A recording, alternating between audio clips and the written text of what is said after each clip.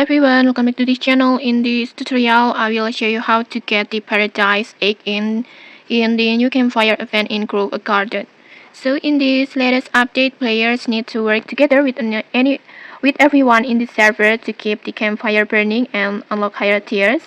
And this campfire has 5 tiers. And to level up the campfire faster, just submit the fruits with high weight and high rarity. And the rarer and heavier the fruits, the more points you will contribute, and making it much easier to reach tier 5. And when your server reaches the tier 5,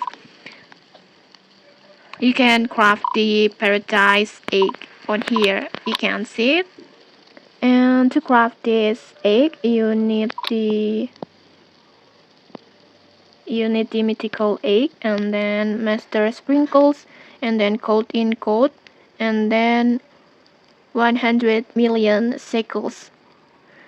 So just simply gather all the materials and start crafting. And then for the mythical eggs and master sprinkles, you can get it from the egg shops and then clear shops, but you will need to wait for them to appear in stocks.